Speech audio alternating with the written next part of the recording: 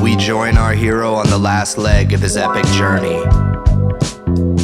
Sprung forth a child of divinities, conquered all tasks set before him by man or God. Our hero ventures now in the most dangerous terrain known to this world. The jungle of the shadow. Where under every leaf and branch and vine and behind every tree there awaits danger. The creatures of the forest gather in the darkness. Liar, demon, crucifier, they taunt from the pale black. But our hero is undeterred, for he knows at the center of the jungle of the shadow lies the glade of the dark heart, erected upon which is the temple of the mind. We're inside, seated on the throne of ultimate evil, his greatest enemy, and his final trial. Laughed our hero. No man alive can defeat me. And he pressed on, deep into the jungle.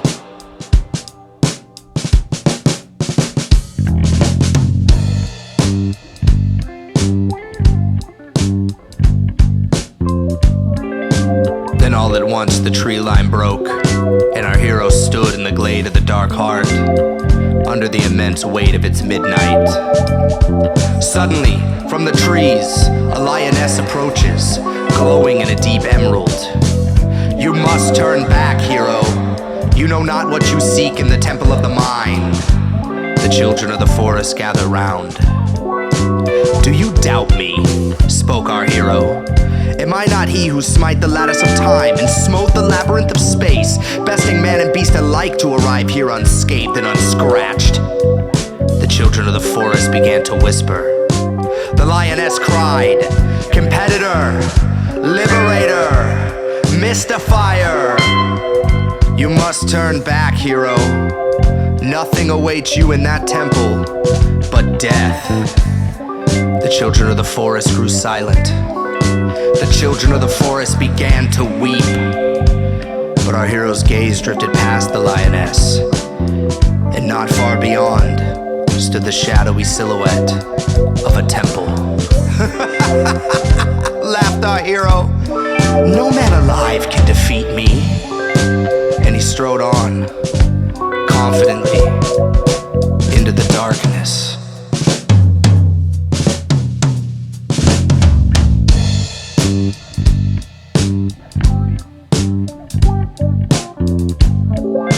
The inside of the temple was a wonder to behold.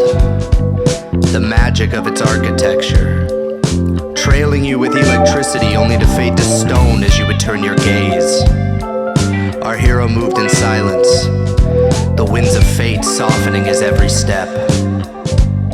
He came upon a great chamber, and there it was. Far off at the other end rose a flight of stone stairs, and at the top, under the glow of a flickering flame, sat a shadowy figure on a menacing throne. Our hero crept through the darkness. The element of surprise was with him. Then, suddenly, came laughter from atop the stone stair. No man alive can defeat me. And our hero froze.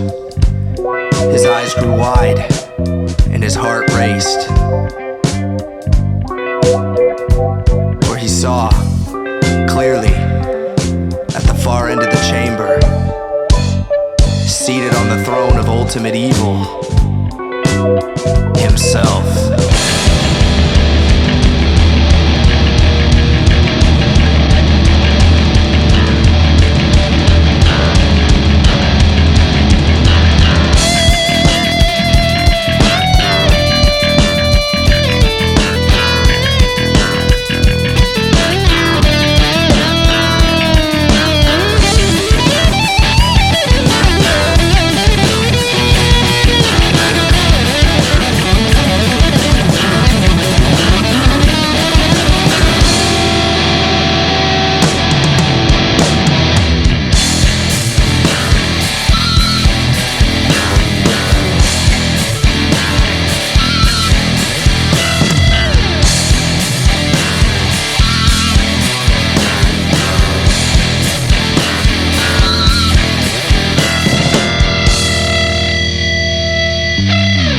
Outside, the children of the forest weeping had turned to cries and wails, for the sounds of battle echoed across the glade, falling dead upon the tree line.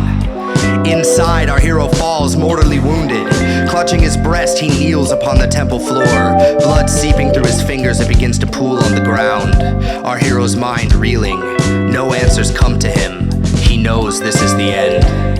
Around the chamber in great display, the walls are aglow with depictions of his past triumphs. But it is now in cruel jest, for his face was no longer his own. The enemy's footsteps drew near, till he stopped overhead. His toes dipped in our hero's blood.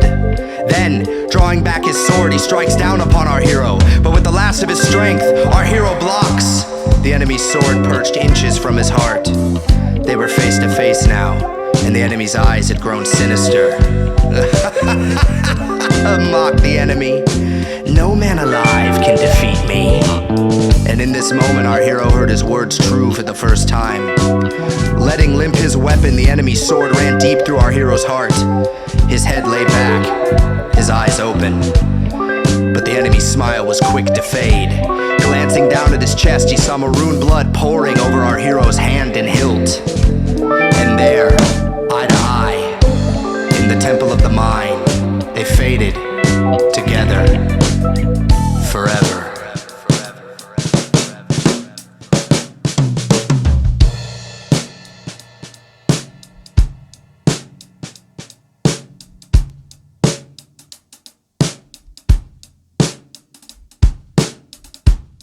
Other than this tale, it is not known what became of our hero in the Temple of the Mind, for no bodies were ever found, and all signs of battle seemed to evaporate from the chamber. But it is said that in the days following the battle, a man unknown to the children of the forest appeared at the entrance of the temple, and he moved with ease from the temple, across the glade, through the jungle, and out into the world.